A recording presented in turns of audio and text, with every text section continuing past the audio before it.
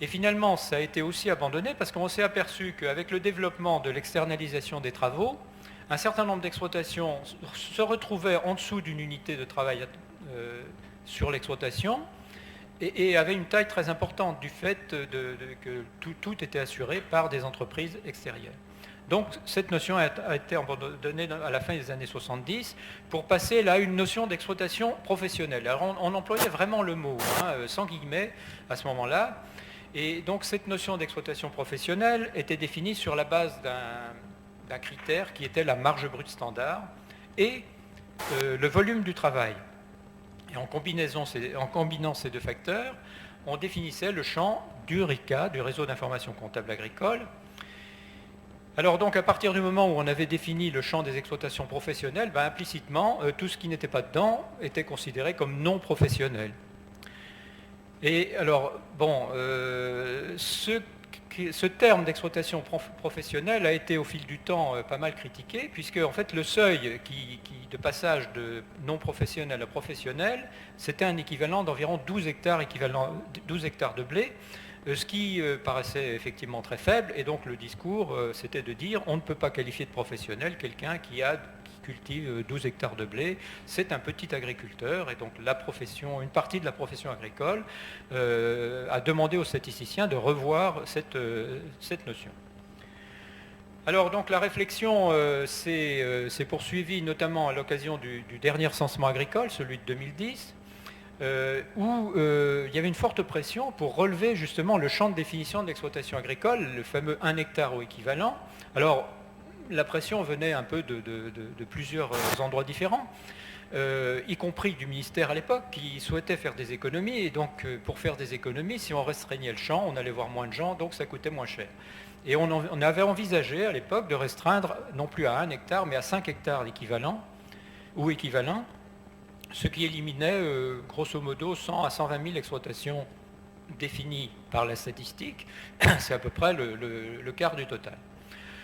Alors après réflexion, cette idée a été abandonnée sur des arguments disant que finalement ces petites unités représentaient peut-être peu en poids économique, mais étaient importantes sur le plan socio-économique. Et également, il y avait une idée de continuation des séries qui aurait obligé les statisticiens à revenir sur les résultats précédents pour faire des comparaisons. Donc, à partir de 2010, on a non plus cette notion d'exploitation professionnelle, mais on a classé les exploitations statistiques en 3 catégories, les petites, les moyennes et les grandes, sur la base non plus de la marge brute standard, mais de la production brute standard. Alors je ne vais pas trop rentrer dans les détails techniques, c'est lié un peu à la réforme de la PAC qui n'incluait plus, avec le découplage, qui n'incluait plus les aides dans le produit brut. Ce qui fait que sans aide, on n'arrive plus à définir une marge, on avait des marges très faibles. Donc aujourd'hui, on classe les exploitations selon la production brute standard, mais on va voir que finalement, ce n'est pas très satisfaisant lorsqu'on veut regarder les exploitations dites non conventionnelles, parce que ça élimine un certain nombre d'éléments de la valeur ajoutée créée par ces exploitations. Et donc on classe les exploitations avec des dimensions exprimées en euros. Donc les seuils retenus, c'est pour les petites exploitations 25 000 euros de potentiel de production. C'est un peu moins de 30 hectares en équivalent blé. Donc c'est nettement au-dessus des 12 hectares dont je vous parlais tout à l'heure. Les moyennes exploitations, c'est de 25 à 100 000 euros de produits bruts standard. Et les grandes exploitations, c'est au-dessus de 100 000 euros. Alors bien sûr, au sein des résultats publiés couramment, on peut aussi, certains l'ont fait, travailler sur les très grandes exploitations en mettant des seuils, par exemple, de 250 000 euros. Et cette nouvelle définition cible également le champ du RICA. Alors, juste une petite précision sur le champ du RICA pour ceux qui souhaitent faire des comparaisons européennes, c'est qu'en fait, ce n'est pas un seuil qui est homogène selon les pays européens. L'objectif du RICA, c'est de retracer au moins 95% du potentiel de production. Et ce 95%, en France, il correspond grosso modo à notre seuil de 25 000 euros. Mais dans certains pays, c'est beaucoup plus faible. Donc les seuils de définition de ce qu'on peut appeler une exploitation professionnelle, encore une fois entre guillemets, ne sont pas les mêmes d'un pays à l'autre, d'où des difficultés de comparaison. Donc voilà la situation actuelle, et donc les statisticiens, et notamment le service de la statistique et de la prospective du ministère de l'Agriculture, travaillent sur cette classification pour publier ces résultats. Alors lorsque on a affaire à des enquêtes sur les structures d'exploitation type recensement agricole ou enquête de structures qui sont faites tous les 3 ans, les résultats portent sur l'ensemble du champ, y compris les petites.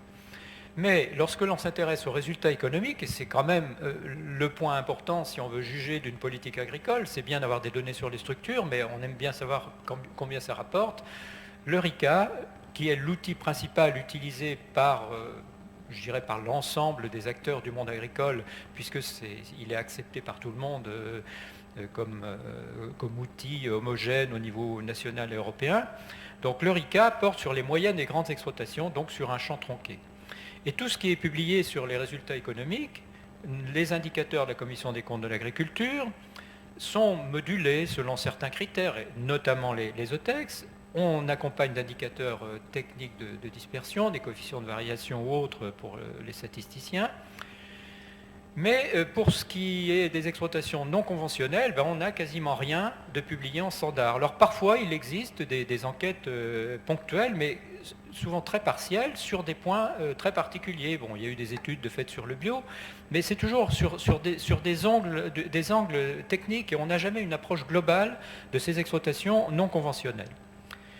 Alors, donc je vous disais que la statistique courante retrace la situation moyenne. Alors, quelle est? Elle est bien connue, cette situation moyenne. C'est une recherche d'amélioration du revenu par l'agrandissement, même si, donc ça c'est le... Voilà. Non, il ne faut pas que je fasse des bêtises. Donc, on voit que si on regarde le revenu par actif selon la classe de dimensions des exploitations, il est évidemment croissant avec la taille. En revanche, si on regarde le revenu rapporté au potentiel de production, la production brute standard, on voit qu'il est, lui, décroissant avec la taille des exploitations. Ça veut donc dire que si on définit une sorte de taux de marge, qui est le revenu rapporté à la dimension économique de l'exploitation, exprimé en termes physiques, finalement les petites exploitations sont plus efficaces que les grandes. Mais donc sur l'aspect revenu, c'est l'inverse. Pourquoi? Parce que en fait, cette recherche d'agrandissement se fait au détriment de l'emploi. Et donc les exploitations s'agrandissent, mais avec une substitution de plus en plus grande du capital au travail, et donc le revenu par actif augmente certes, mais au prix d'une perte d'emploi qui s'accélère avec le temps. Donc si on regarde le nombre d'actifs ramenés à l'hectare, on voit que la baisse est d'autant plus forte que la taille est grande. En 40 ans, la baisse du nombre d'actifs pour 100 hectares a été de 12% pour les exploitations de moins de 20 hectares, mais de 58% pour les plus de 200 hectares. Et c'est de plus en plus marqué avec le temps, puisque on voit sur ce graphique que la courbe de 1970 marquait une certaine stabilité du nombre d'emplois pour 100 hectares à partir d'une certaine taille. Alors qu'en 2010, la baisse se poursuit. Et donc, si on allait... on a très peu d'exploitations au-dessus de 300 hectares, mais la baisse se continuerait. Alors, voilà pour la situation dominante, moyenne, retracée par les statistiques courantes. Alors, qu'est-ce qu'on peut dire sur les petits villages gaulois qui résistent à cette situation dominante, que seraient les exploitations non conventionnelles? Alors on pourrait tenter une définition, c'est de dire que les exploitations non conventionnelles pourraient être celles qui cherchent à concilier revenus et emploi. C'est-à-dire qui cherchent à améliorer leurs revenus, mais tout en maintenant l'emploi et tout en maintenant un certain nombre de critères environnementaux ou autres sur l'exploitation.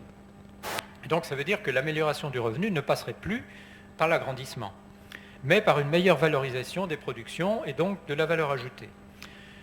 Alors, pour ça, malheureusement, on doit avoir recours à plusieurs sources statistiques différentes qui ne sont pas forcément à parier les unes avec les autres, d'où la difficulté d'avoir des résultats courants sur ces exploitations non conventionnelles.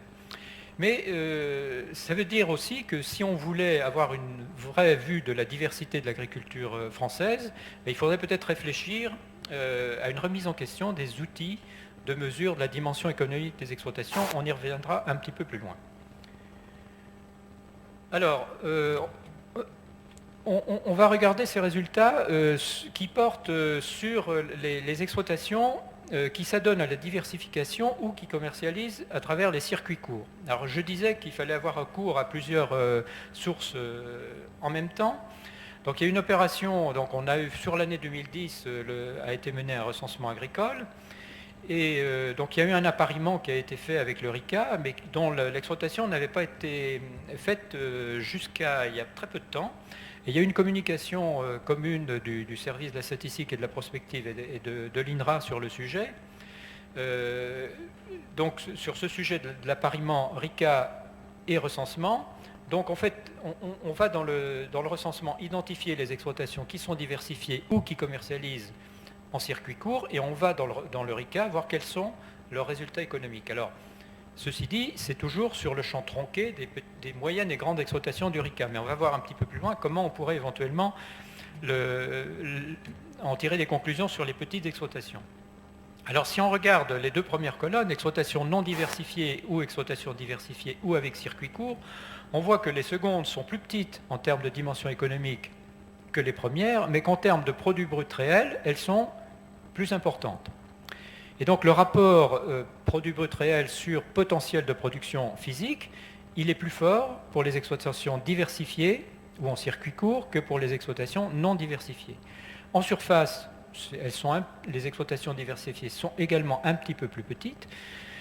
Mais alors ce qui est intéressant, c'est les deux dernières lignes. Bon, on voit que le revenu par actif non salarié, l'indicateur traditionnel de suivi de revenus, est légèrement inférieur aux exploitations non diversifiées, mais que l'emploi sur ces exploitations est supérieur de 26% dans les exploitations diversifiées par rapport à celles qui ne le sont pas.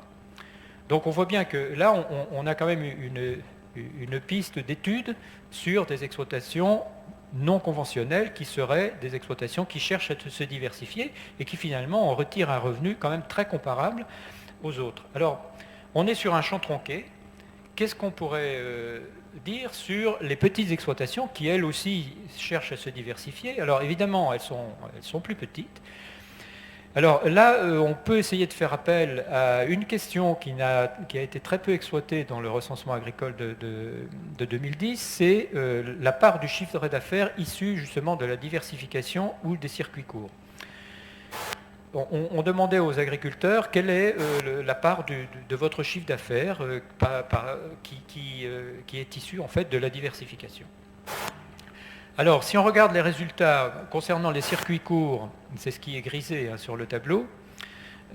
Pour les moyennes et grandes exploitations, donc je rappelle que c'est le champ qu'on a regardé tout à l'heure à partir de vraies comptabilités, le rapport produit brut sur potentiel de production.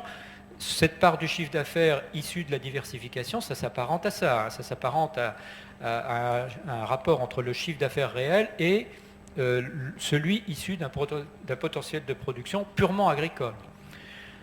Donc on voit que pour les circuits courts, la part du chiffre d'affaires pour les moyennes et grandes exploitations serait de 37%, pour la diversification de 27%, mais lorsqu'on regarde les petites exploitations, ces rapports sont vraiment très nettement supérieurs. 59% du chiffre d'affaires des petites exploitations serait ici issu des circuits courts et 46% de la diversification. Et là également, c'est les deux dernières lignes qui sont intéressantes. Si on regarde le nombre d'actifs selon qu'il y a ou non circuit court, selon qu'il y a ou non diversification, pour les moyennes et grandes exploitations, c'est-à-dire le champ traditionnel, la diversification ou les circuits courts apporteraient environ un quart d'emplois en plus. Mais pour les petites exploitations, c'est doublé ou plus que doublé pour la diversification. Ça veut donc dire qu'au sein des petites exploitations, on a des unités qui se diversifient, qu'on peut qualifier de non conventionnelles, et donc il y a peut-être une ouverture possible en aidant en aidant ces gens-là, et notamment en favorisant l'installation. Alors, comme critère complémentaire pour dire que ces petites exploitations finalement sont importantes, c'est qu'elles sont, c'est un peu surprenant, de plus en plus professionnelles. On peut regarder ça avec deux critères. C'est la part des exploitants qui se déclarent non salariés à titre principal, c'est-à-dire qui se considèrent comme étant de vrais exploitants. Cette part augmente dans les petites exploitations alors qu'elle diminue un peu dans les moyennes et grandes exploitations. Même chose pour ceux, alors c'est l'inverse, qui se déclarent sans activité secondaire. Cette part augmente dans les petites et diminue légèrement dans les grandes. Donc ça veut dire que sur les petites exploitations, il existe un potentiel d'évolution qui pourrait éventuellement en freiner la baisse. Alors, quelques chiffres ici, alors, qui sont, où on voit que finalement ce sont des nombres non négligeables, notamment sur les exploitations diversifiées ou en circuit court, et que la part des petites exploitations est importante. Un point aussi sur le dernier, on a 188 000 chefs d'exploitation ou co-exploitants, c'est-à-dire plus de 30% du total, qui se déclarent avec activité secondaire. Donc c'est un type d'exploitation non conventionnelle qu'il faudrait creuser également. Alors, je conclus. Donc on a une grande diversité des exploitations non conventionnelles, donc, qui les rend difficilement observables, c'est clair. Pour ça, il faudrait se pencher sur les sources. Donc là, je fais appel aux chercheurs qui iraient dans la salle. Je pense qu'il y a une matière à creuser, par convention notamment avec les producteurs de statistiques. Réfléchir également sur la limite de l'indicateur de production brute standard, puisqu'il ne prend pas en compte les activités de diversification. Il empêche d'entrer dans le champ du RICA, donc d'observation des résultats économiques, finalement des exploitations qui pourraient y être si on prenait en compte la totalité de leur activité, y compris diversification. Donc là, il y a vraiment une réflexion de fond à mener. Et je conclurai sur une idée, puisque j'ai quelques activités dans une association qui s'appelle Terre de Liens, donc je suis intéressé par les installations. Aujourd'hui, 50% des terres libérées par les agriculteurs qui abandonnent leur activité vont à l'agrandissement. Or, il existe des candidats à l'installation, notamment sur des systèmes non conventionnels. Donc je pense qu'il serait nécessaire, il existe également des aides et des soutiens à l'installation dont certaines vont au non conventionnel, mais ce n'est pas la seule chose sur laquelle il faudrait réfléchir. Il faudrait globalement réfléchir sur la transmission des exploitations en s'adressant aux cédants, peut-être en essayant de les convaincre que louer ces terres, notamment des petites surfaces à des jeunes qui s'installent en non conventionnel, finalement c'est pas plus mal que la louer au voisin qui a déjà 200 hectares. Voilà, ce sera mon dernier mot. Merci pour votre attention.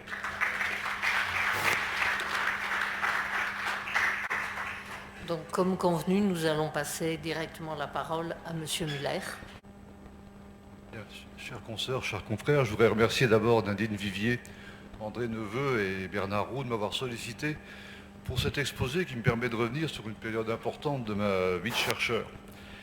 Et avant de commencer, je voudrais apporter quelques précisions pour mieux situer mon propos qui va se situer dans la continuité de l'exposé précédent, mais sous un angle assez différent. Alors, comme le savent les membres de la section 4, je suis ni agronome ni économiste et je suis spécialiste de l'analyse des politiques publiques. Et c'est parce que j'avais travaillé sur la politique agricole française et ses changements dans les années 60 que j'ai eu l'occasion, de manière induite en quelque sorte, de réfléchir au modèle professionnel qui s'était instauré à l'époque et d'aborder ce sujet dans le cadre de cette séance consacrée aux agricultures non conventionnelles, expression pour laquelle je continue à mettre des guillemets. Je reviendrai sur ce point. Alors mon travail sur cette question a commencé dans les années 80, ce qui nous rappelle en passant que le sujet abordé par cette séance ne date malheureusement pas d'hier, dans le cadre d'un groupe de recherche qui s'était donné pour objectif de répondre à ce que nous formulions à l'époque comme une anomalie, à savoir comment expliquer qu'un nombre significatif d'exploitations agricoles situées en montagne dans la région grenobloise étaient toujours là, en quelque sorte, n'avaient pas disparu, alors même qu'elles ne répondaient manifestement pas aux critères professionnels déjà à l'époque. Ces exploitations étaient en particulier trop petites et situées dans des terrains de montagne qui empêchaient la modernisation des moyens de culture. Alors, on pouvait considérer qu'il s'agissait de survivances destinées à disparaître inéluctablement, et en même temps, il nous est apparu assez vite qu'il y avait peut-être quelque chose d'autre, parce que au moins une partie de ces exploitations semblait procurer un revenu décent aux exploitants et même permettre l'installation de jeunes couples. Et c'est alors que nous avons fait l'hypothèse que ces agriculteurs résistaient, comme disaient certains d'entre nous à l'époque, mais selon un terme qui moi ne me plaisait pas trop, ils résistaient parce qu'ils avaient été en mesure de mettre en œuvre des pratiques d'agriculture différentes de celles caractérisant le modèle dit dominant, autre expression que je n'aime pas. Alors, à partir de là, je voudrais aborder 3 points rapidement. Non, je ne pense pas que j'ai débordé mon temps de parole. Dans un premier temps, je voudrais décrire très brièvement ces formes d'agriculture différentes pour montrer en quoi elles souffrent d'invisibilité professionnelle, parce que je pense que c'est cette question de l'invisibilité qui est cruciale. Ensuite, j'essayerai de vous montrer comment, pour moi, derrière la diversité de ces pratiques, il y a au moins potentiellement un véritable modèle professionnel, sous certaines conditions, sur lesquelles je reviendrai. Et enfin, je reviendrai sur cette question qui est centrale pour moi, qui est la question de l'identité professionnelle, à laquelle sont associées les questions de la non-reconnaissance de ces pratiques et la question des statistiques qu'on a évoquées tout à l'heure. Alors, j'en viens à mon premier point, qui est la question de l'invisibilité. Ces pratiques agricoles étaient invisibles du point de vue du référentiel professionnel de l'agriculture modernisée parce qu'elles ne correspondaient pas aux règles d'excellence qui s'étaient mises en place dans les années 60 au moment de la rupture avec l'agriculture paysanne dominante jusque-là. Si l'on s'en tenait à la dimension productive, ces agriculteurs étaient effectivement en retard. La question était d'expliquer comment expliquer leur réussite, même relative. Elle s'expliquait par 3 types de stratégies sur lesquelles je ne vais pas m'attarder.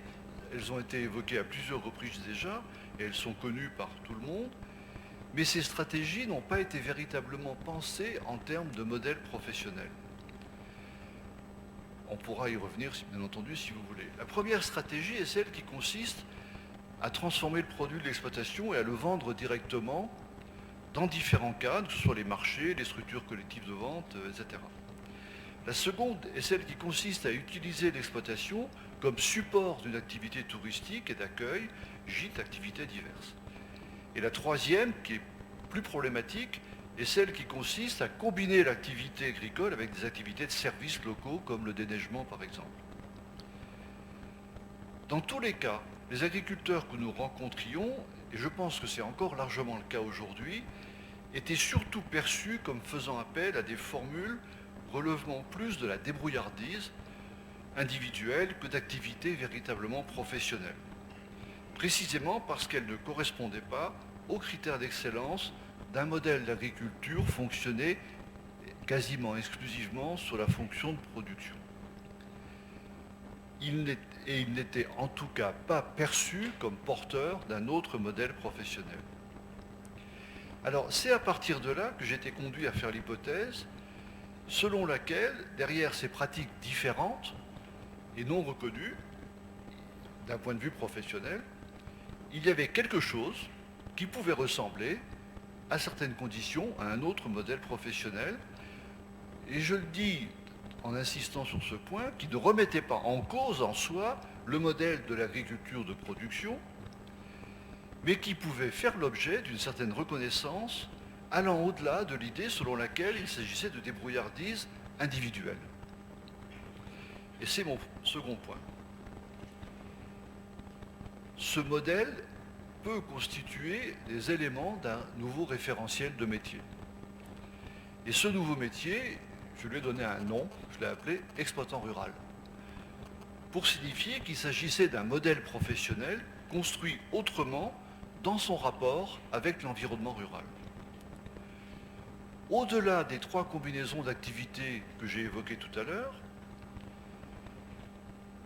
transformation et agriculture en vente directe, agriculture et accueil à la ferme, agriculture et services ruraux, Il me semble que ce métier est structuré autour de deux dimensions qui sont invisibles et qui pourtant permettent de penser que même si la fonction de production reste présente, cette fonction de production n'y est plus centrale.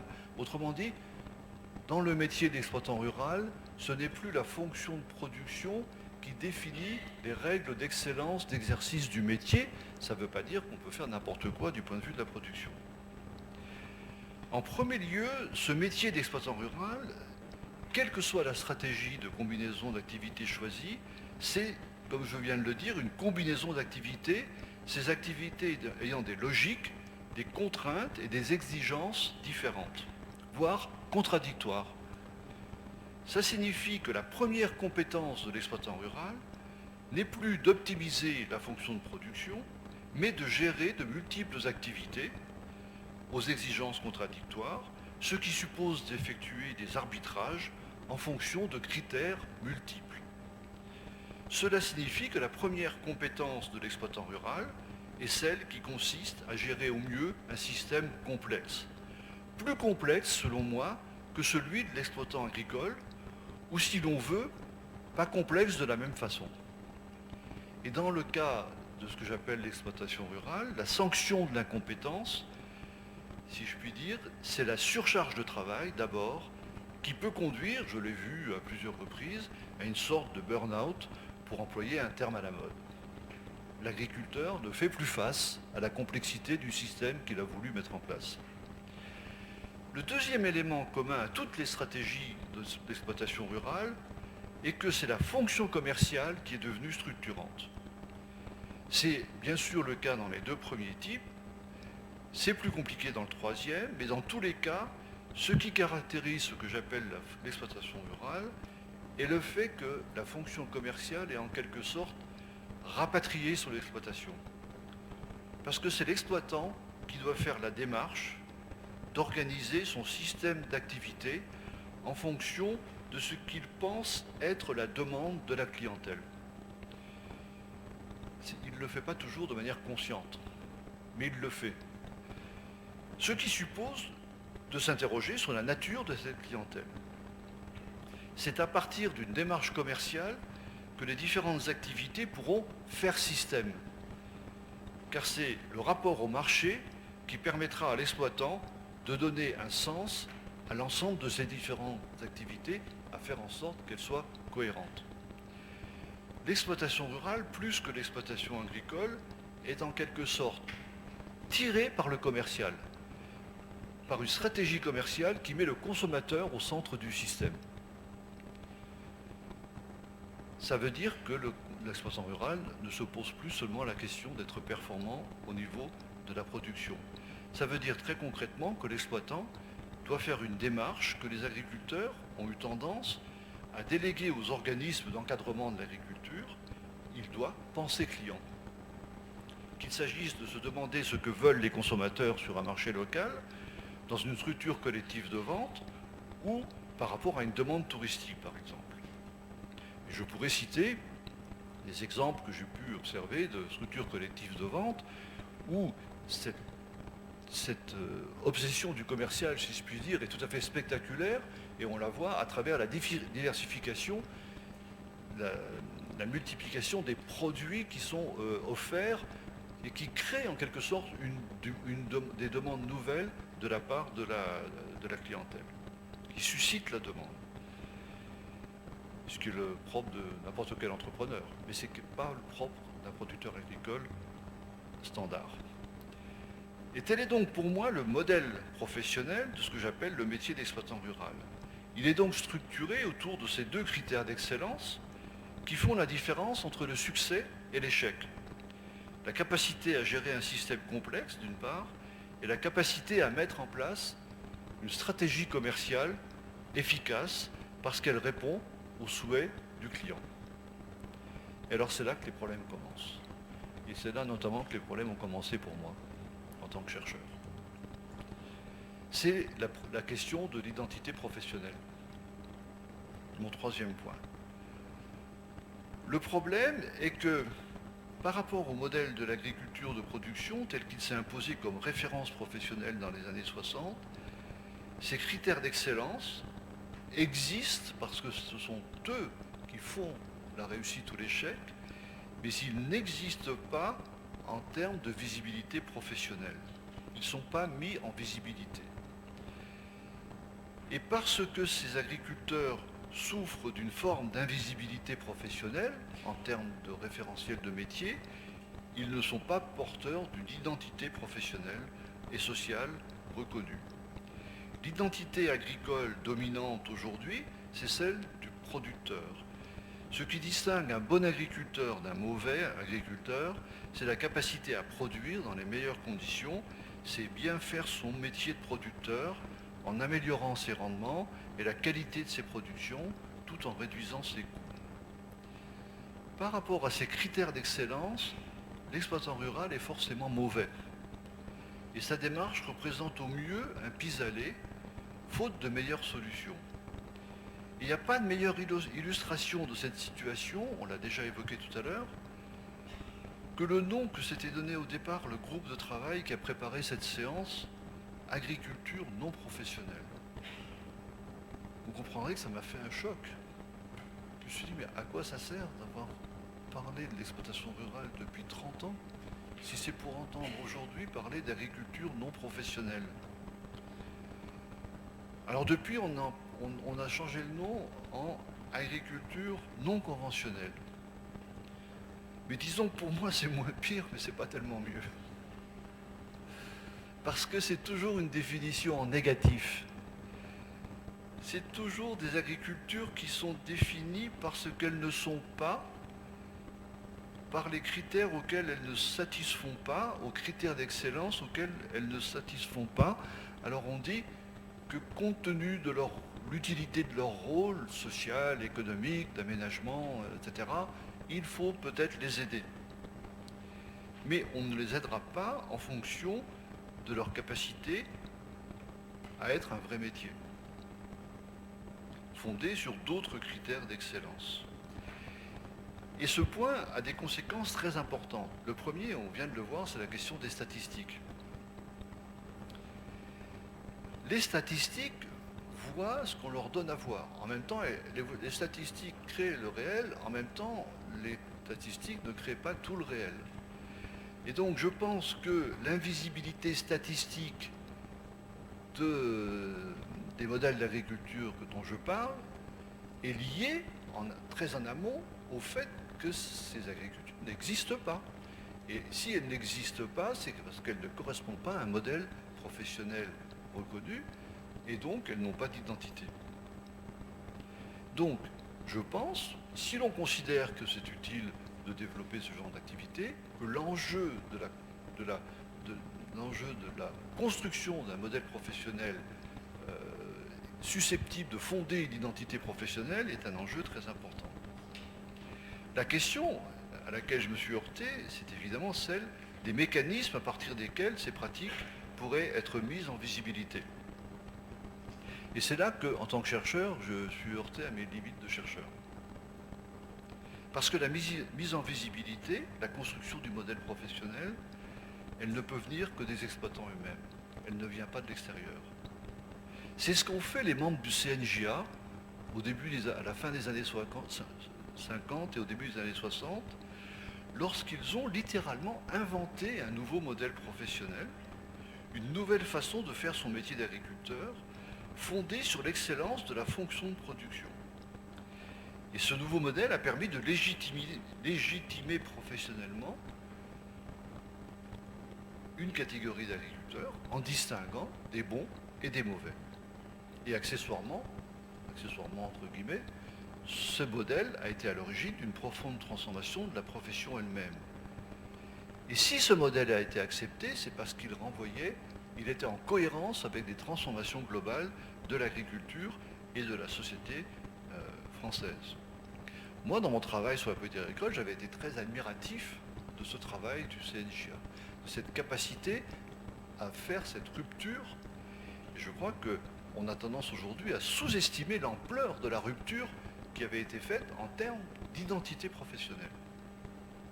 Et j'avais ça en tête quand j'ai voulu faire le malin et que j'ai dit aux exploitants avec qui je travaillais, en fait, votre métier, qui consiste à maîtriser un système complexe structuré par la fonction commerciale, vous êtes des entrepreneurs ruraux. J'étais tout content de moi. Votre nouveau métier est en phase avec le contexte des années 80, plus à la limite que le métier de producteur agricole, qui, on le voit bien, se heurte à des difficultés importantes. Et là, ils m'ont répondu d'un air à moitié furieux, à moitié rigolard, Pierre, nous ne sommes pas des entrepreneurs, nous sommes des paysans.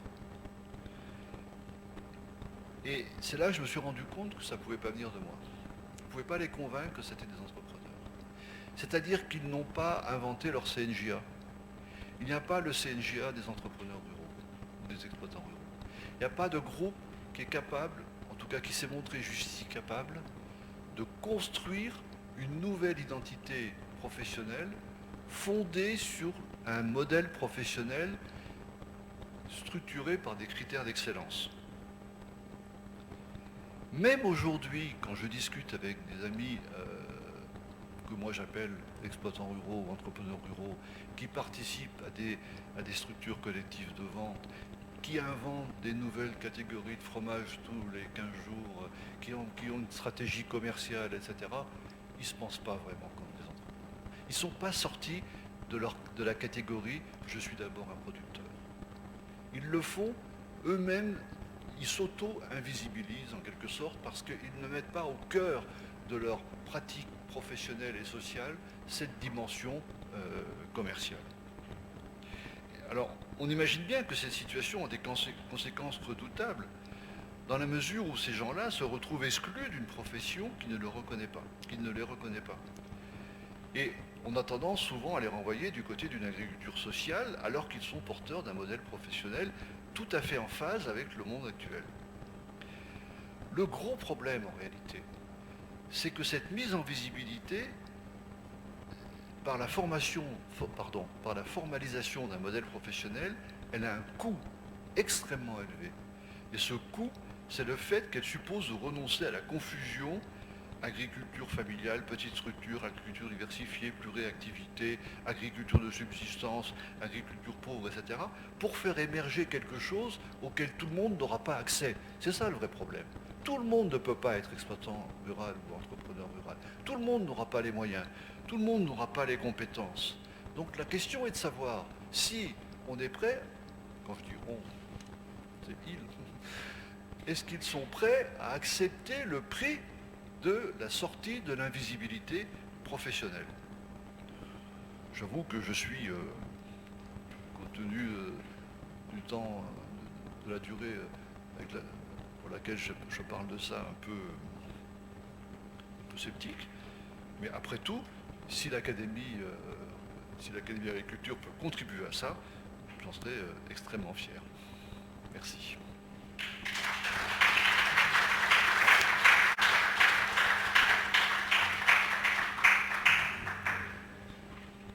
Merci, Monsieur Muller. Donc la parole est maintenant à Monsieur Balbo.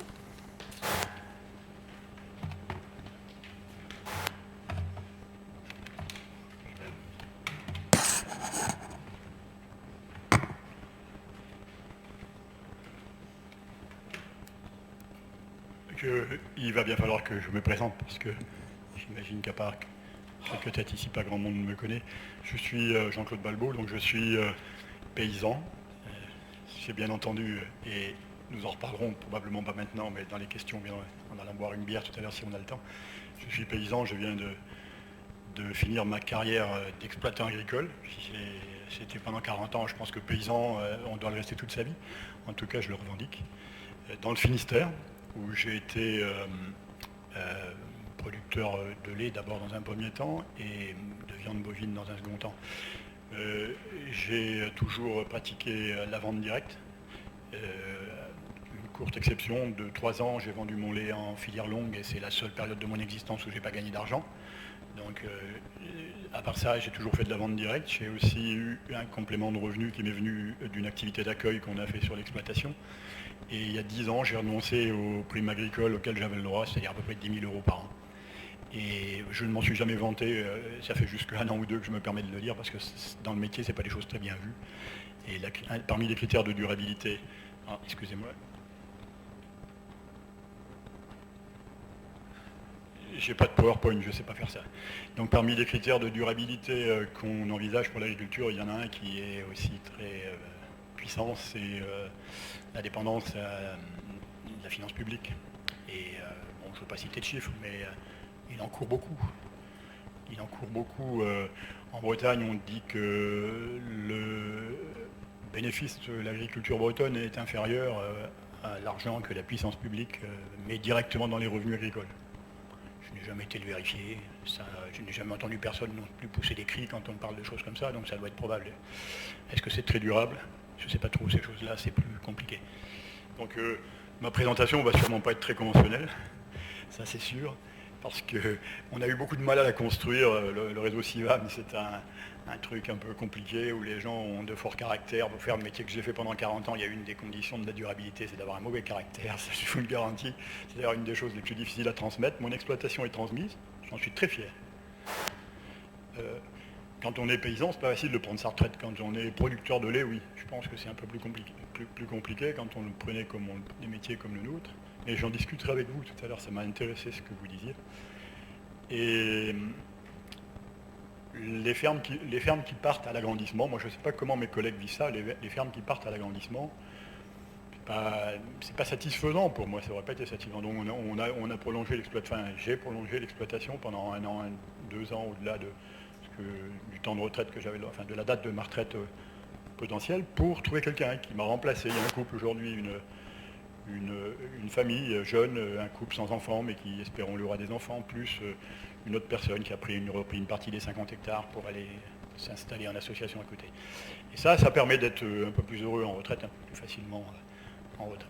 C'est pas le cas de la majorité des gens. Mais c'est aussi, on le constatait un peu par hasard l'autre jour, le cas de la majorité des paysans du réseau CIVAM, qui arrivent aujourd'hui, les premiers de ma génération là en retraite. On dit, tiens, mais dans nos fermes, finalement, on a installé du monde.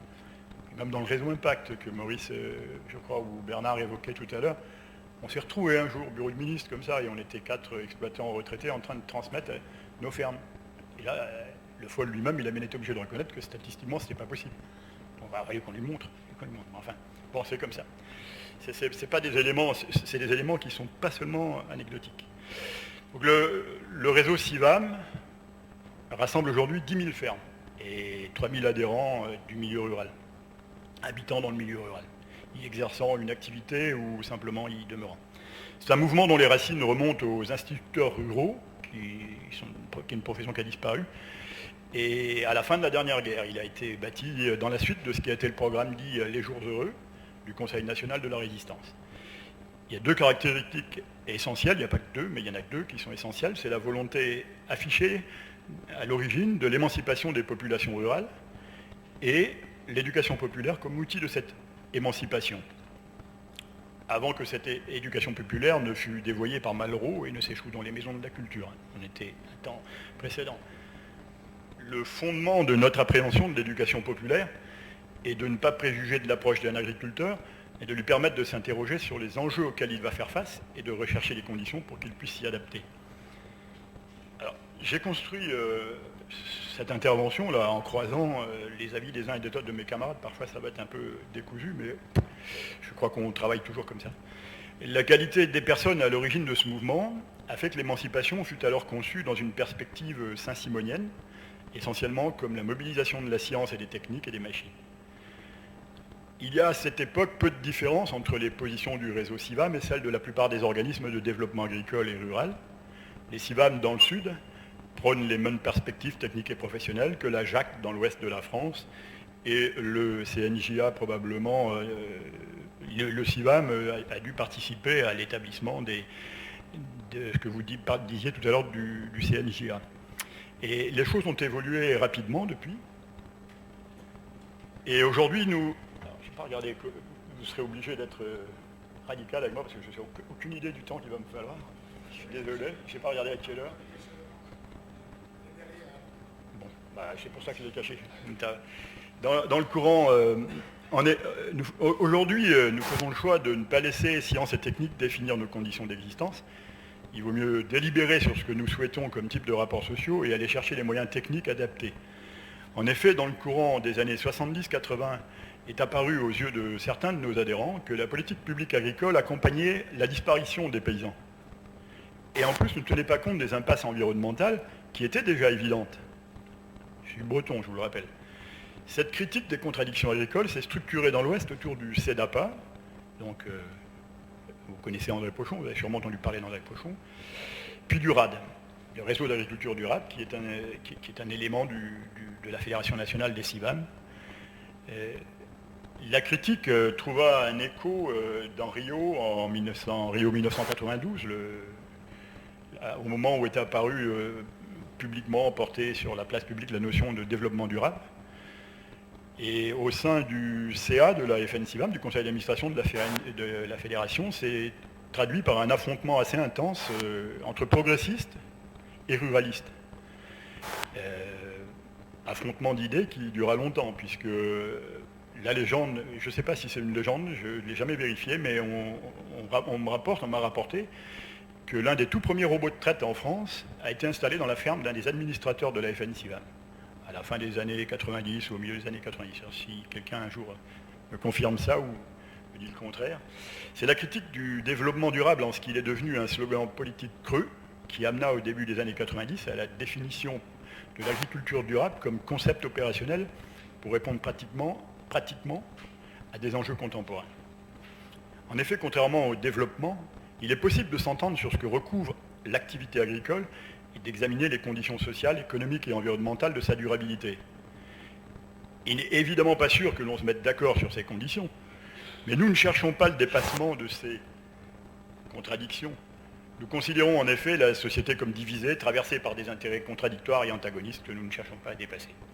Nous avons souhaité rompre avec au moins une des conventions les plus éculées qui courent encore dans la profession et bien au-delà, celle qu'une ferme, comme toute entreprise, n'a qu'une seule fonction, celle de procurer un revenu à son exploitant, éventuellement un lieu de résidence, de moins en moins, et que l'économie agricole ne doit prendre en compte l'environnement social et écologique de l'activité qu'en tant qu'il est susceptible d'entraver ou de faciliter le libre exercice du métier.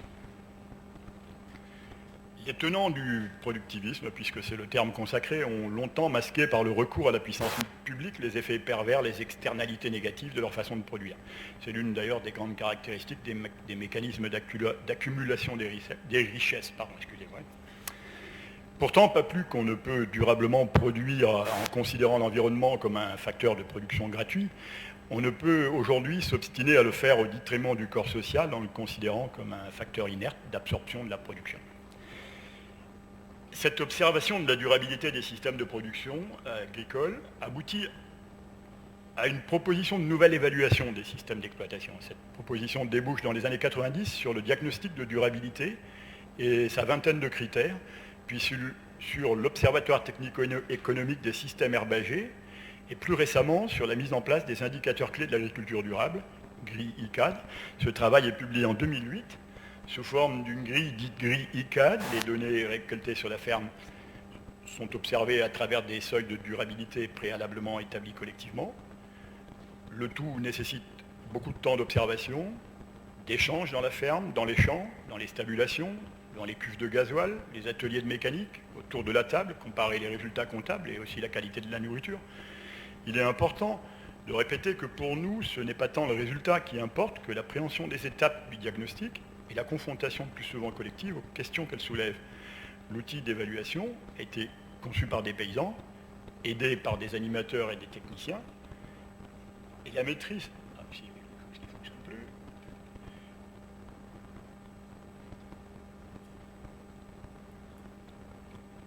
La maîtrise de la démarche nous permet aujourd'hui d'échanger facilement entre nous sur les voies, les moyens empruntés par les uns et les autres. Quels enseignements avons-nous tirés de ce travail? Il est apparu très vite que les fermes qui sont les plus performantes évaluées de cette façon sont celles qui développent des systèmes de production les plus économes en capitaux, en intrants, en énergie, et dont les paysans ont gardé le maximum d'autonomie de décision face aux injonctions de l'agrobusiness. Excusez-moi pour l'expression, c'est celle qu'on emploie couramment. Donc la finance, la transformation et la distribution. Ces moyens de distribution que nous disons, de production, pardon, que nous disons autonomes et économes sont la voie la plus assurée pour nous, aujourd'hui, pour un développement soutenable de l'agriculture. Le système traditionnel de production étant grand consommateur de fonds publics, de capitaux en général, dévoreur de terre, d'énergie, d'eau et de métaux, vous le savez tous. Disons-le aussi en passant, ce type d'évaluation participe à construire la confiance des acteurs par la valorisation de leur propre savoir-faire. Ce qui, à une époque où la prolétarisation par l'appauvrissement des savoir-faire est un vecteur de l'accroissement des inégalités, n'est pas négligeable. Et là, je ne résiste pas à vous citer quelque chose que j'ai entendu il y a très peu de temps, ce matin, pour tout vous dire, chez Danone. Donc c'est bien, on est bien dans l'agroalimentaire, c'est pour ça que je vous le cite. Le patron de Danone a annoncé il y a quelques jours, alors ça doit être trouvé sur Internet, les entretiens de Royaumont. Peut-être que certains d'entre vous y ont participé. Il annonce, lui n'a pas annoncé ça là, mais c'est là que ça a été annoncé, il a dit, s'il diminue, cet homme-là, s'il diminue de 30% la rémunération des 1% les mieux payés de son entreprise, il a la possibilité de doubler la rémunération des 20% les moins payés. Je vous laisse faire la règle de 3. Ça vous permettra de mesurer le gouffre qui se creuse aujourd'hui dans l'agroalimentaire, et sans doute dans la France en général. La lecture comptable du bilan d'une exploitation agricole n'est ni exacte ni neutre. C'est une technique au service d'une politique. Les éléments de la comptabilité sont rangés dans les colonnes coûts-bénéfices suivant des conventions qui reflètent des choix idéologiques. Il en est ainsi du travail, qui est considéré comme une charge, et des stock options et autres dividendes qui sont considérés comme des produits et figurent donc en tant que tels dans le bilan. Suivant que vous arrêtez votre lecture économique à la capacité d'une ferme à rembourser son banquier, ce que fait en gros le BE, ou que vous preniez comme élément d'appréciation le revenu courant, qui est en gros aussi le reflet de la capacité de la ferme à nourrir son fermier, vous n'affrontez pas la même réalité. La première lecture est industrielle, quant au nom qu'il faut donner la volonté de tenir compte de la capacité à vivre de son travail. Je vous laisse le soin de trouver. Voulons-nous organiser la production autrement? Produire autrement, en quelque sorte. Il nous faudra alors évaluer autrement les politiques publiques agricoles, parce que toute évaluation est située, elle est construite, elle est conduite d'un point de vue de celui qui la porte, et en tire des conclusions pour agir ou pas. L'évaluation actuelle date des années 60, amendée certes à la fin des années 90, mais par des éléments tellement contradictoires qu'elle en est devenue un outil d'injonction contradictoire. La question que nous nous posons souvent, et beaucoup de nos interlocuteurs nous la posent, comment pouvons-nous étendre et adapter notre démarche d'évaluation à d'autres modes de production? Parce que cela fonctionne très bien sur les fermes laitières, du Grand Ouest, en général. L'utilisation commence en production céréalière et en grande culture, et là, très vite sont apparus les résultats aussi très mettant en avant la performance qu'on avait déjà trouvée sur les fermes laitières. Par contre, la méthode est encore peu opérante en maraîchage, en arboriculture, et pour l'instant, les maraîchers, les arboriculteurs ne se sont pas intéressés à la construction de critères pour leurs propres pratiques. Je ne sais pas s'il y a un rapport, mais il n'existe pas ou peu de politiques publiques les concernant.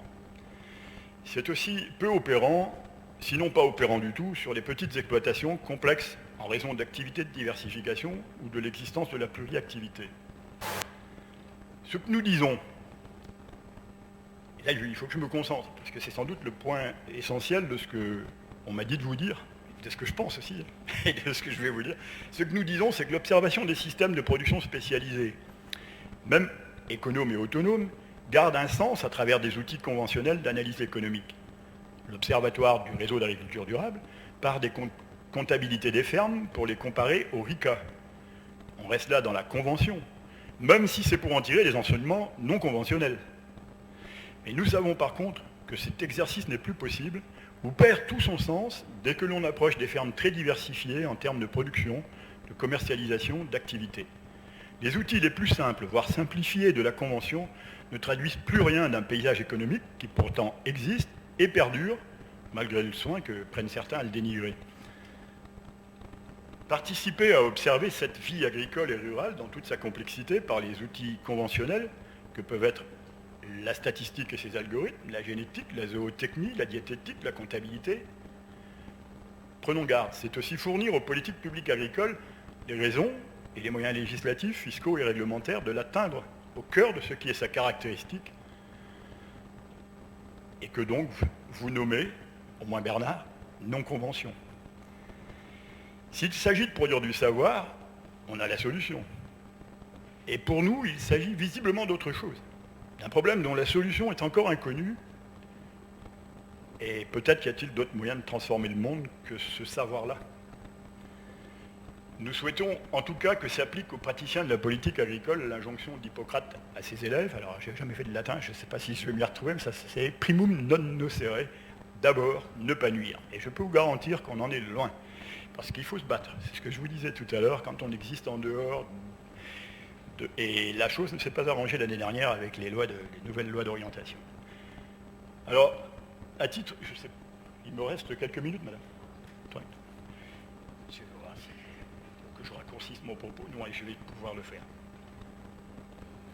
À titre d'exemple, je vais prendre rapidement quelques instants donc, pour vous montrer comment dans le réseau nous sommes face aujourd'hui à une demande paradoxale, parce que nous avons certains des agriculteurs qui nous rejoignent et qui ont une seule motivation, sans réelle rupture avec l'approche conventionnelle. Ça peut être l'optimiser l'apport d'intrants, ou faire face à une difficulté économique, ou faire face à une contrainte environnementale imposée. Dans ce cadre-là, la richesse d'une dynamique de groupe comme la nôtre, c'est de les mettre face à leurs contradictions, à travers la diversité des regards de pairs, et les amener à construire une vision plus globale de l'économie de leur ferme. Et dans le même temps, les jeunes s'installent avec une démarche quasiment inverse, une vision globale des enjeux, de leur vie, de leur mode d'existence, sans prise en compte des impératifs économiques du système dans lequel ils s'insèrent simplement parce qu'il est sûr que c'est possible. Il nous revient alors à eux de leur montrer que la statistique et la comptabilité créent de puissantes conventions auxquelles nous pouvons comprendre qu'ils souhaitent échapper, mais que ce ne sont pas elles quand même qui créent la réalité. Donc, en conclusion, je vous dirais que le sentiment qu'on a, c'est que toute la démarche de modernisation engagée depuis les années 60 n'a pas eu pour objectif d'accroître le revenu des paysans, mais c'était écrit nulle part. Et on a d'ailleurs soigneusement entretenu la confusion entre chiffre d'affaires et revenus. Les deux n'ont pas évolué dans le même sens. Mais de moderniser l'agriculture, c'est-à-dire d'en faire un moyen de production de minerais exportable au sens industriel du terme. Cela à la recherche d'une diminution des coûts de l'alimentation, considérée toujours comme une charge dans l'économie ménagère. Or, nous voulons, nous, en tout cas c'est notre objectif, concevoir un mode de production et de consommation alimentaire pour tous, l'établir à partir de la plus petite ferme permettant à un homme de vivre, en verser la charge de la preuve. Nous sommes persuadés que les sophistications, concentration, agrandissement, industrialisation doivent se bâtir en fonction de cette plus petite référence. Le but est bien de renverser la charge de la preuve, en quelque sorte, que la référence la plus petite serve à établir les progressions et à justifier les économies d'échelle, en internalisant systématiquement tous les coûts. Et on sera loin du compte. Je vous remercie.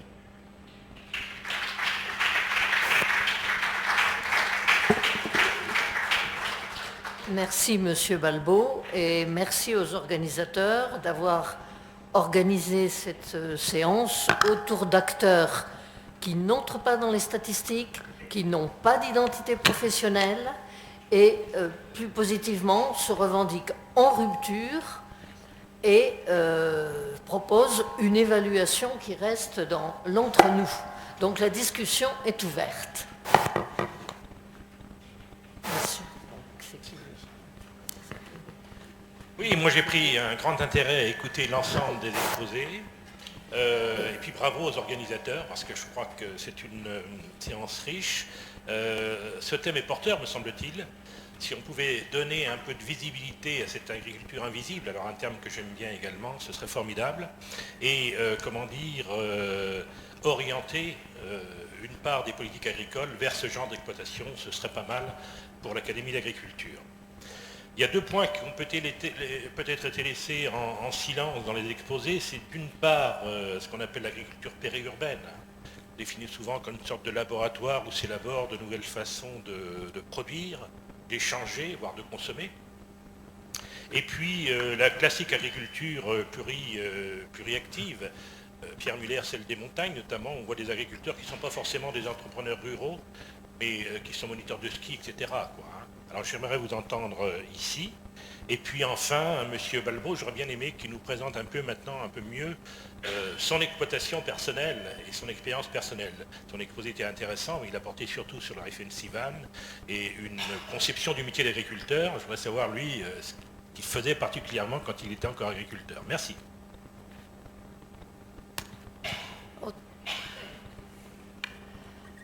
Philippe Lacombe.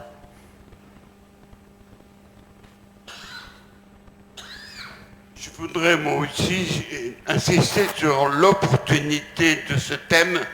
C'est précisément parce que ces exploitants ne sont pas connus des statisticiens, sont peu connus de la profession, peu connus des pouvoirs publics, qu'il faut que l'Académie s'y intéresse. Et c'est plus facile de s'y intéresser aujourd'hui qu'il y a 20 ans. Parce que la disponibilité à la diversité est plus présente aujourd'hui, me semble-t-il. Avec des risques, mais enfin, étant dans ce champ des entrepreneurs ruraux ou de la productivité depuis 30 ans, je connais le mouvement des idées. On peut en parler, la preuve, c'est qu'on a eu une séance là-dessus. Alors, on a eu des interventions plutôt bienveillantes à l'égard de ces non conventionnels. Et je trouve que c'est naturel, que c'est opportun. Ce sur quoi je voudrais insister, autant du fait des travaux que j'ai pu faire que de l'expérience personnelle, j'ai géré l'exploitation en vente directe,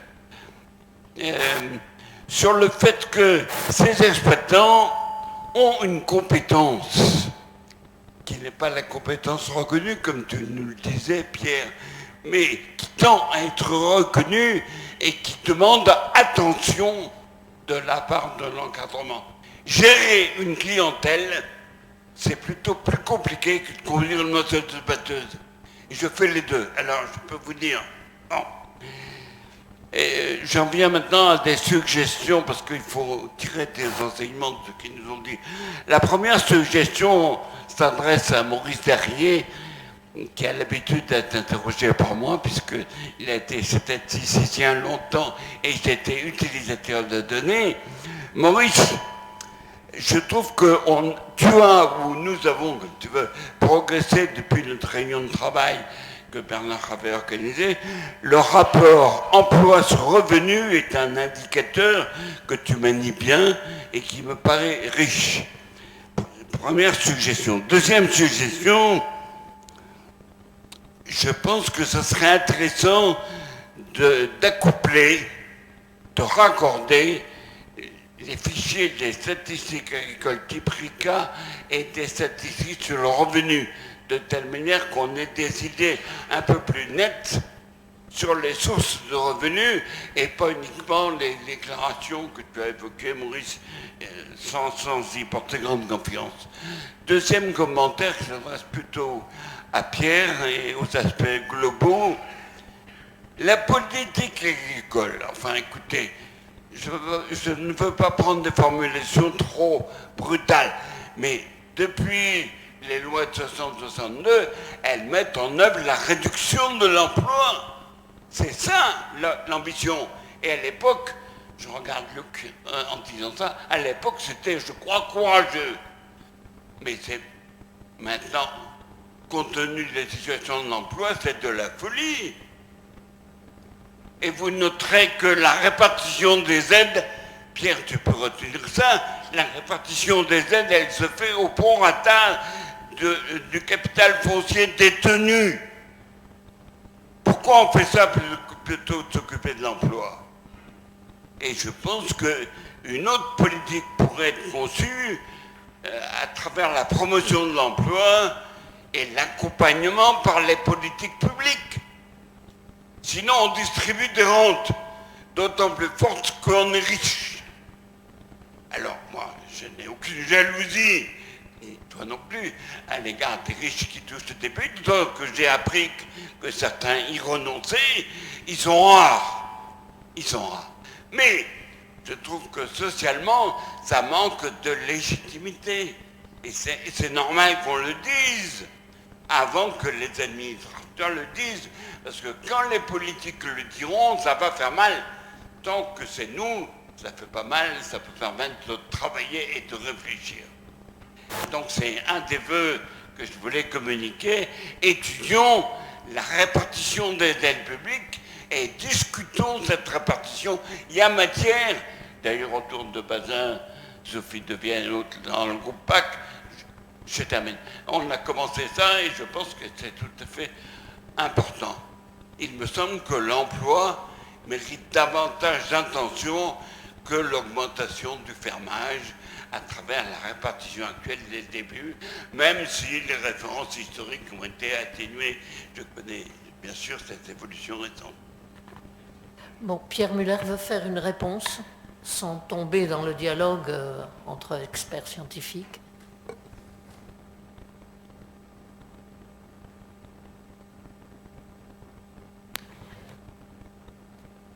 Est-ce que...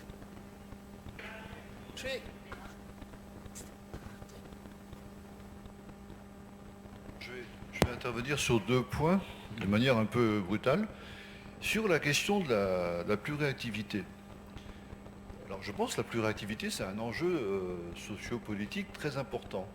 Et ça n'entre pas dans le modèle que j'ai essayé de présenter. Pour moi, la pluriactivité, du point de vue que j'ai essayé de défendre, je ne suis pas en train de dire que c'est pas bien que les gens soient pluriactifs, mais pour moi, du point de vue que j'ai essayé de défendre, la pluriactivité n'est pas génératrice d'un modèle professionnel différent. C'est tant mieux pour les gens qui réussissent à s'en sortir comme ça, mais a priori, je ne vois pas comment, à partir de là, on peut construire un modèle professionnel socialement légitime. Ce qui ne veut pas dire, encore une fois, qu'il ne faut pas être encouragé, mais c'est autre chose. Et à Philippe, ce que je veux dire, c'est que je suis à la fois d'accord et pas d'accord avec toi. C'est-à-dire que, bien entendu, je suis d'accord avec toi sur l'idée que les politiques devraient faire quelque chose. Mais quand tu reprends l'histoire, les politiques, ils n'inventent rien. C'est le politiste qui parle. Pourquoi la politique agricole ne supporte pas, au sens anglais du terme, ce type de pratique? C'est parce que les gens qui mettent en œuvre ces pratiques ne les ont pas construites comme légitimes. La politique agricole, elle ne peut pas inventer quelque chose qui n'existe pas, sauf de manière résiduelle. Pourquoi est-ce qu'on a eu un changement extraordinaire de politique agricole avec les lois de 60 et 62? Parce que la profession agricole, en l'occurrence le CNJA, a été en mesure d'inventer quelque chose qui était impensable. L'idée selon laquelle tous les agriculteurs n'avaient pas vocation à rester à la terre, qu'une partie devait partir, que devait s'en aller, que la politique agricole devait les encourager à partir, et que c'était une politique légitime parce qu'elle permettait aux autres de mieux s'en sortir. Cette mécanique-là, elle n'existe pas aujourd'hui. Et ce n'est pas les politiques qui l'inventeront. En tout cas, c'est ce que je pense. Je pense que c'est la profession, ce qui est autour de la profession, qui doit inventer ça et le faire reconnaître comme légitime. Merci, monsieur. Sophie Devienne. Je voulais intervenir suite à ce que disait Philippe Lacombe à propos du soutien à l'emploi, pour reprendre des choses que j'ai présentées il y a quelques mois à propos de la politique américaine. Aux États-Unis, le constat a été fait que les dernières tendances de modernisation de l'agriculture avec l'automatisation, etc., vont à une accélération de l'augmentation de la productivité du travail et de la disparition de l'emploi dans le secteur agricole. Et face à ça, la décision a été prise de soutenir le développement de petites exploitations inscrites dans les circuits courts au nom de la création d'emplois, avec l'objectif de créer 100 000 emplois dans les 4 ans à venir, avec une politique de microcrédit qui s'inspire beaucoup de ce qui se passe dans les pays du Sud. Donc il y a des pays où ça se passe, y compris dans les pays du Nord, où on soutient le développement de ce genre de petite agriculture. Alors si on revient à l'histoire de ça, elle est intéressante parce que ce sont des petites, moyennes exploitations, enfin des exploitants de petite taille qui étaient écartés aussi de la politique agricole qui touchait très peu d'aide, soutenus par un certain nombre d'environnementalistes qui ont menacé de porter plainte contre la politique agricole parce qu'elle était susceptible, parce qu'elle engendrait des discriminations entre producteurs. Et donc il y a eu un courant de réflexion, enfin il y a tout un mouvement de réflexion et qui aboutit à une politique agricole alternative. Et je trouve que ça serait très intéressant d'aller voir ce qui se passe aux États-Unis autour des petites exploitations agricoles. Et ça, c'est au nom de l'emploi, et il me semble qu'aujourd'hui, c'est un vrai bien public. Merci Sophie. Constant Lecoeur avait demandé la parole. Oui, merci.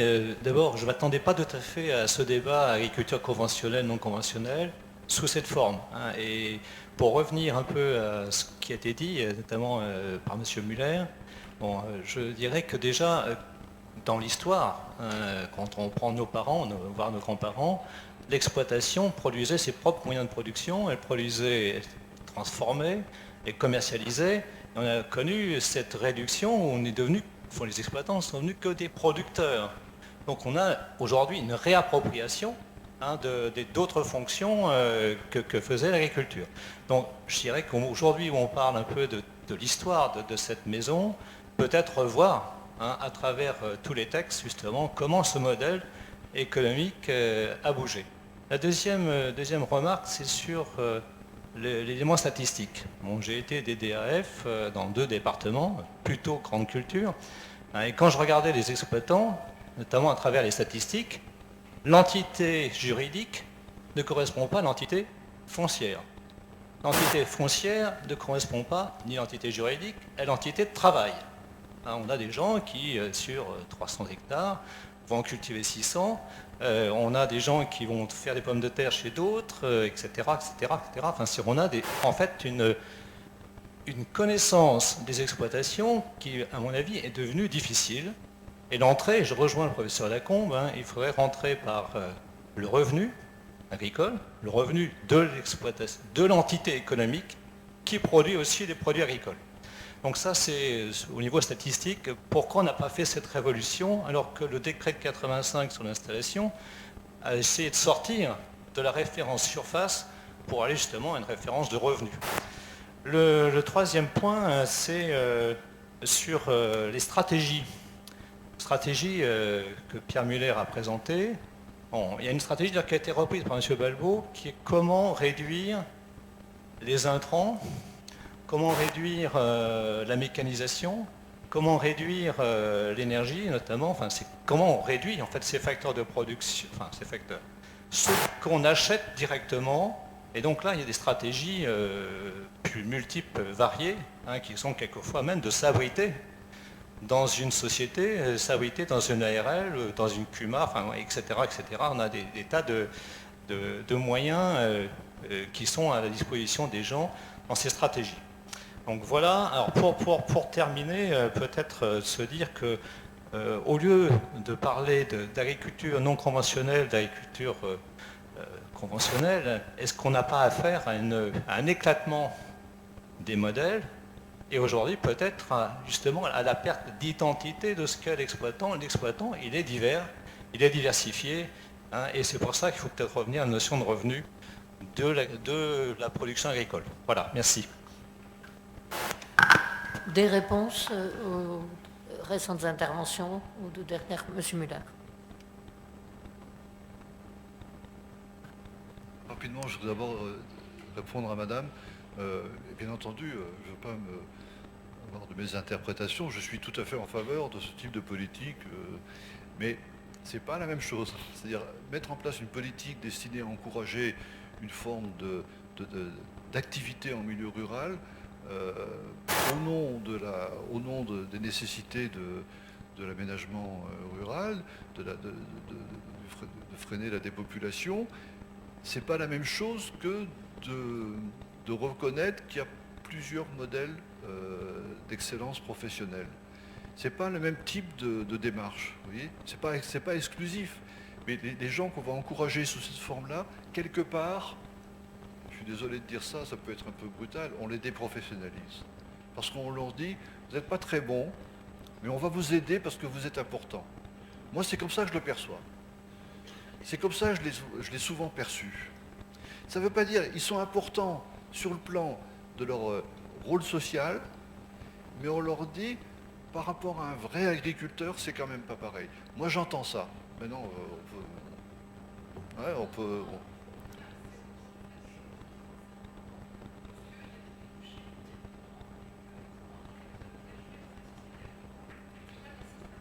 Ouais. Et quand vous arrivez au problème de est-ce qu'ils vont adhérer à la MSA ou pas, etc. Moi j'ai vécu, enfin j'ai pas vécu moi, mais j'ai vécu à travers des amis qui souffrent, qui avaient une vraie souffrance de cette absence, liée à cette absence de reconnaissance. Je me souviens plus là-dessus. Ah oui, quand vous disiez, monsieur, finalement, c'est le dernier point, quand vous disiez, finalement, tout ça, ça existait avant, et puis il y a eu une réduction sur la fonction de production. C'est vrai, et c'est pas vrai en même temps, parce que je pense que ce qu'on peut observer aujourd'hui, en réalité, ça n'a rien à voir avec ce qu'il y avait avant.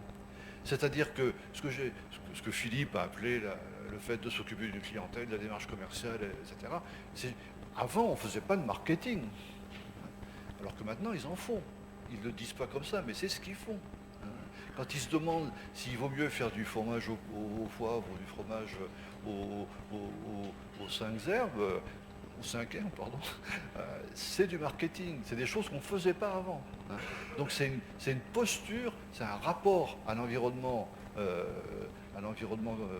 économique qui est complètement différent. Monsieur Beau veut intervenir, veut répondre aux différentes interventions. Il faut déjà que je tente de répondre à la demande qui m'a été faite, de présenter un peu plus. Alors, ah non, c'est pas moi qui fais le bruit, c'est d'ailleurs.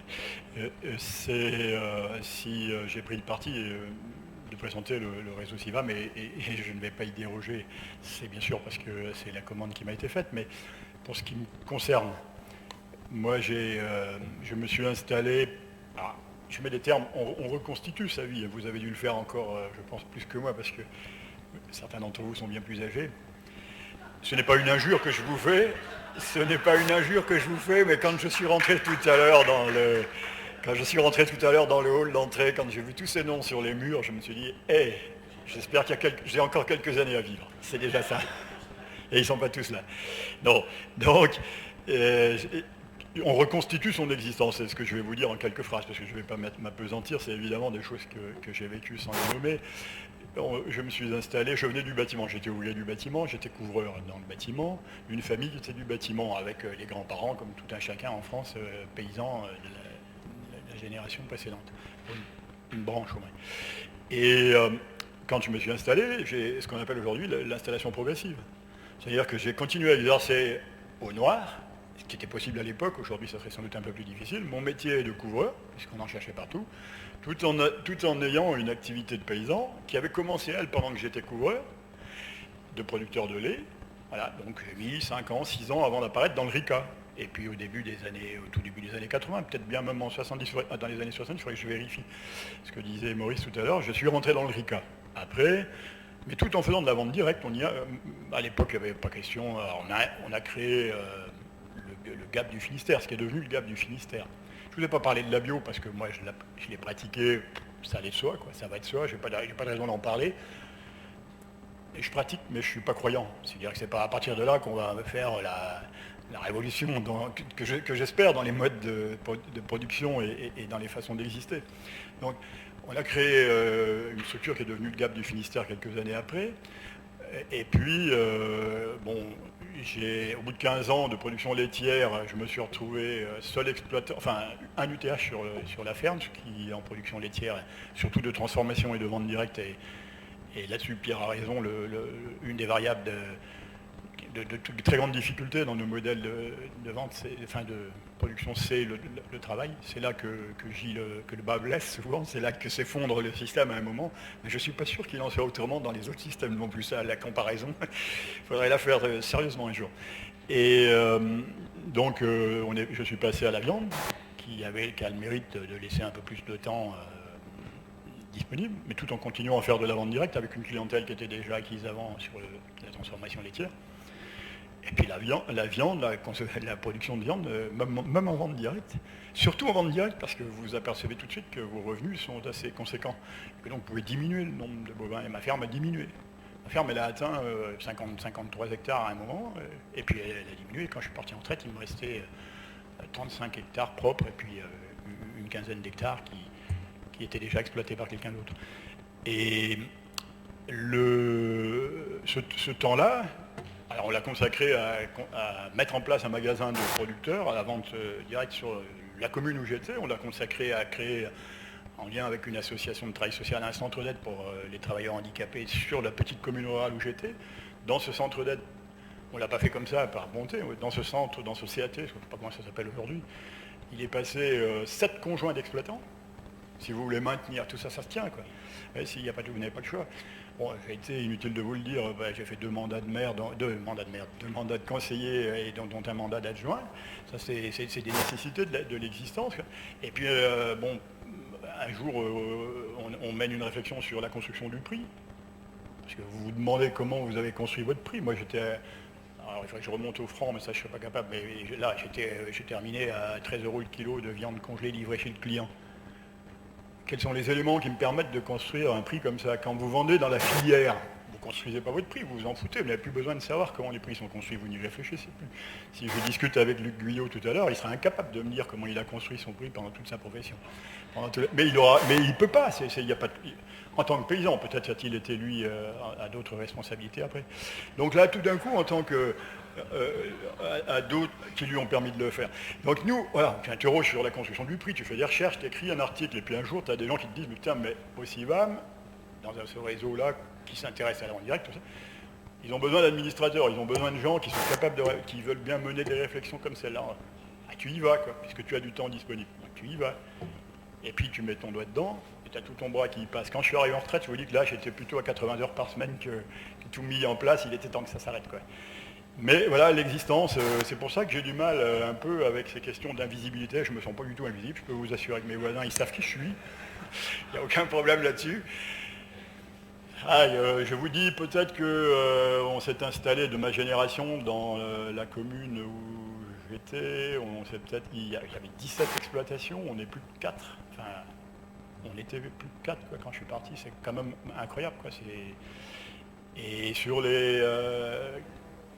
3 qu'on s'est installés, il y en a un qui a arrêté au bout de 15 ans, qui est devenu un stit, qui a passé à l'école en même.